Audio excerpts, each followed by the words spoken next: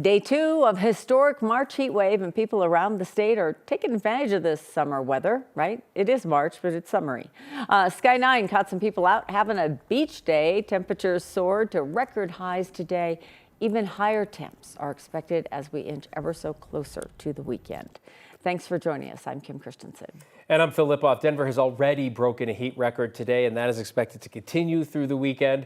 For more on all of that, we want to get over to senior meteorologist Chris Bianchi. And Chris, do you find any other adjectives for it?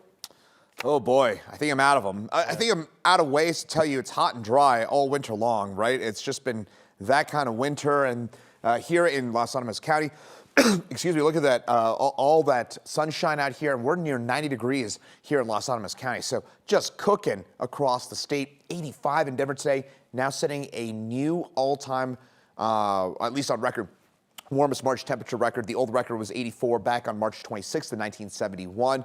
This is our average high temperature on June 26th. Wild for us to be in the mid-80s this time of year. Way, way, way above average. Akron, lots of sunshine, warm temperatures near 90 there right now as well. Still in the low to mid 80s across the metro area. Again, this is a true summer-like day that we're seeing on the final full day of winter here across northeastern Colorado. Just again, extraordinary for us to be talking about temperatures like this.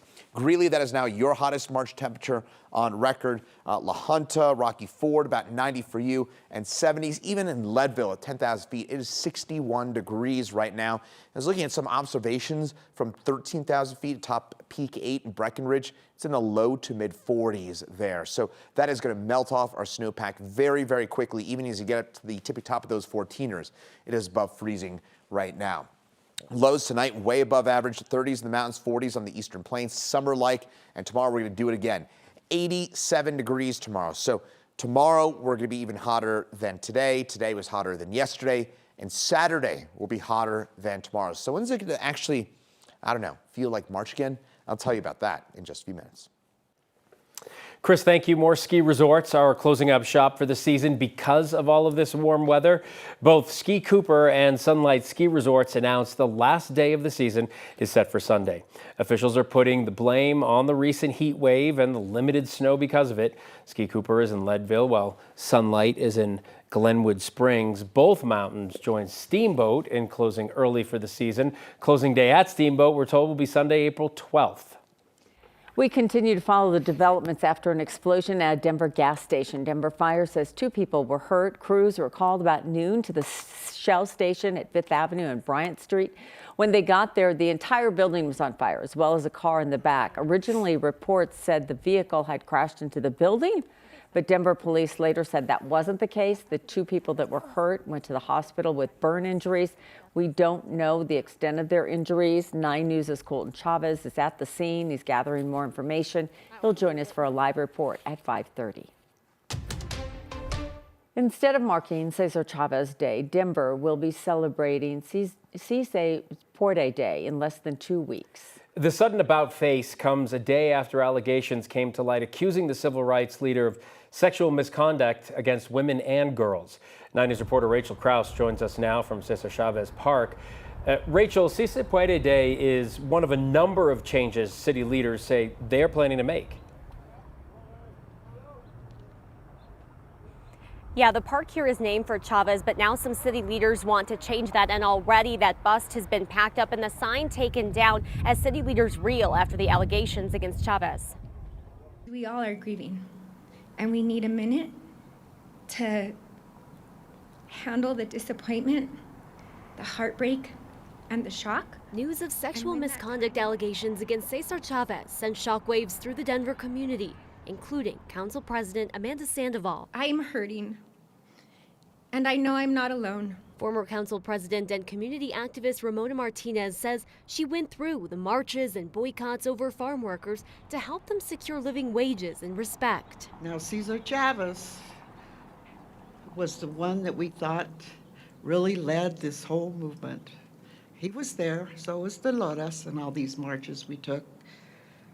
So I was really shocked. After an extensive years-long investigation by the New York Times outlining the assaults against women and girls, Dolores Huerta, Chavez's most prominent ally, shared her story, detailing her abuse. doing so now, she said, because she didn't want to impact her life's work, securing farm workers' rights. To honor their courage and their commitment, we will remove Cesar Chavez's name from the holiday. We will remove it from the park. We will remove the bust and the plaque in his honor. Thursday morning, Chavez's bust was boarded up, the sign covered, and on March 31st, Denver Mayor Mike Johnston says celebrations will focus not on the man, but the movement. We will together celebrate in Denver the holiday of Si Se Puede. Sandoval says she hopes Denver can find a way to honor the victims' bravery while keeping the movement and the fight alive. We will move forward together, and together we will continue the work. Si se puede.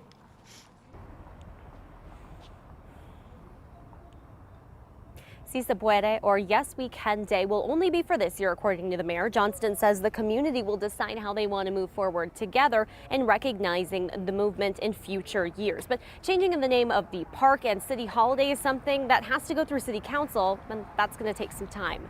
Reporting live in Denver, Rachel Krause, 9 News. Rachel, thank you. Before the city announcement, people took action of their own at the park named after Chavez. Someone spray painted over his name at the park in Denver. We also found one man putting up signs that read Dolores Huerta Park. Eli Rubel talked about how the controversy is impacting the entire community. Felt like it was inappropriate to have his name in a park where my daughters play and other kids play. And given that Dolores was, a massive co-creator in that entire movement, seems like maybe it should have been her name on that park all along. No date was given on when the city will pick a new name for the park.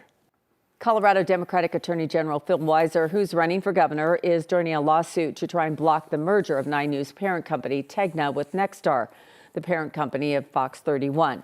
A coalition of 8 states filed the suit late yesterday in district court in California. The suit looks to block the proposed $6.2 billion merger. There are reports this has gone through this afternoon. This deal would put Nexstar in charge of reprogramming of nearly 80% of the homes in the U.S. The states argue it would lead to higher TV prices, job losses, and less competition in the local news markets. Trump-appointed FCC Chair Brendan Carr said last month that he supports the deal, although it would require the agency to waive the current TV station ownership rules. Carr and the National Association of Broadcasters support dropping that cap, arguing it would help local stations compete with tech giants. President Trump recently voiced support for the merger. Governor Polis's administration is asking for hundreds of millions of dollars to expand the state's prison system. That's despite the state bracing for a projected $1 billion shortfall. The administration asked budget writers for the money to fund 1 or possibly 2 new prisons to address overcrowding in the jails. In a letter to the governor's budget office, said the Department of Correction will need a minimum 5-year contract for more prison beds and potential use closed private prisons. It's expected to cost $150 to $200 million to buy and renovate the prisons. The administration is suggesting the use of $100 million from the state's emergency reserve.